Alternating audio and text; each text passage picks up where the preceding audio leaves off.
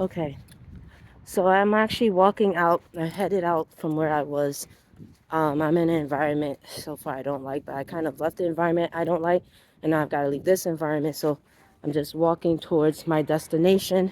Okay, I got the train earlier, but anyway, um, there's something that I found out that's been going on, and I don't know if the Mexican community or the Indian community are involved in this, but I know for a fact that there are Haitian people and Caribbean people, Jamaican people, African Americans, African people, Haitians, who are a part of what I'm about to say that's been doing this. There are people who have been selling their homes, right? Whether it be a brownstone or a house somewhere in one of these many environments, they're actually selling their homes just so they could live in apartment buildings. So, in a sense, downgrading, not just to save, but also to, it's part of their crime syndicate activities. So, there are usually two major reasons why someone will downgrade. Finances are one of the reasons.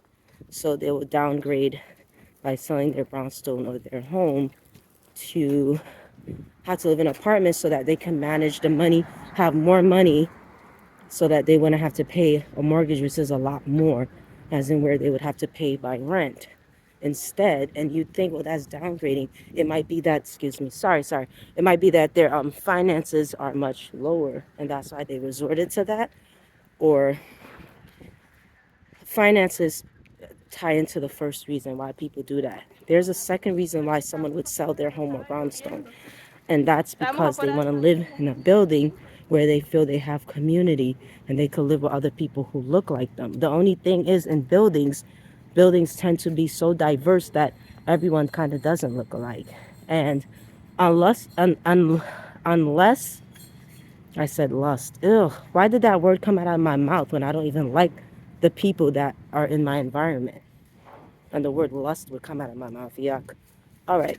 So what happened with that is, unless the building is concentrated with one ethnic group, like a Jamaica Avenue building would be, or a building on Canarsie or Church Avenue would be, but just certain environments are concentrated with one group of people because that's comfort, that's more comfortable.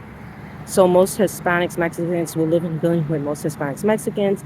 Most people from India or of Muslim background will live in a building. Other people from India or of Muslim background. Muslims could be African or Indian people from either a continent of Africa or from India. Or of Islam, the Middle Eastern people will tend to live in their own sector. Unfortunately, not everyone looks like everyone, and unfortunately, sometimes some people like myself had to blend in. Unfortunately, that's not easy when you don't want to be a victim or you're not a part of their crime syndicate.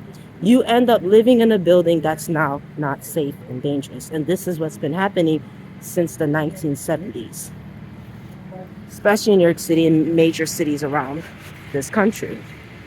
How to deal with that? That's way too in depth. That would go into your upbringing, opportunities, luck, education, inheritance, who you know, etc. Crime syndicates affect all those aspects for you. Not the educational aspect, but particularly the inheritance aspect. People who are involved in trafficking and crime syndicates will destroy your inheritance opportunities or try to destroy who knows you and who you know because of a system that's like this.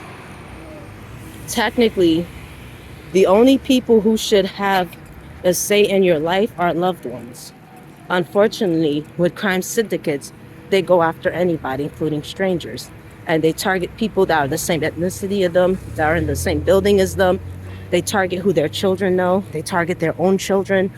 Um, Crime syndicates are huge problems, and they actually tie into extraterrestrials and all the things you hear about on Halloween.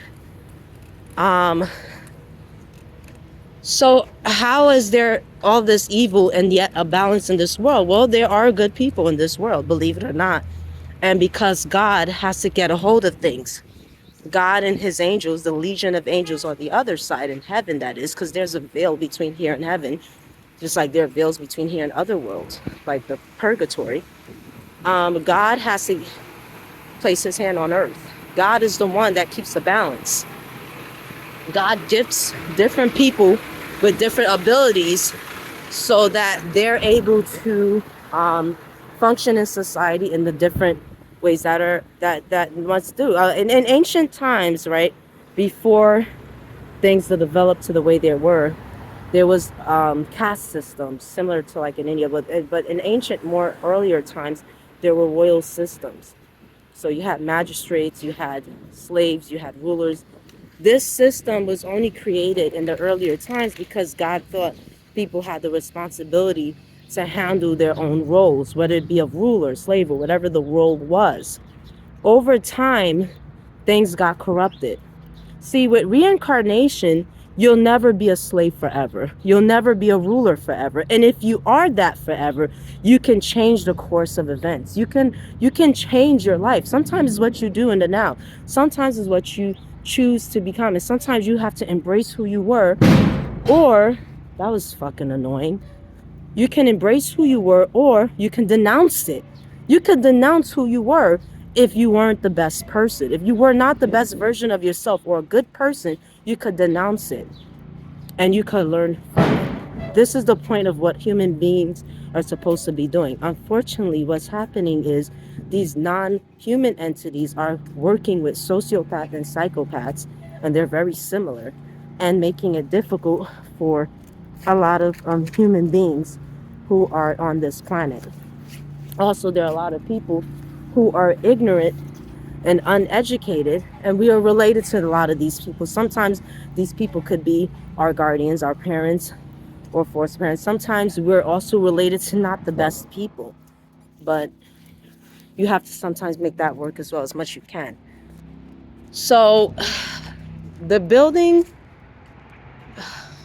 that I live in, I didn't sign the lease for it by choice, and I actually removed myself from my mother's budget and from anyone that I was living with. I removed myself from their budget because if I don't feel safety in a building, which I actually now at this point don't feel safety in this building, and now my view on a lot of Haitian people and African Americans have been altered.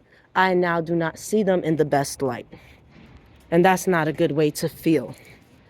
So it's really disastrous because I'm dependent on a relative, and this relative, I'm now dealing with imposters.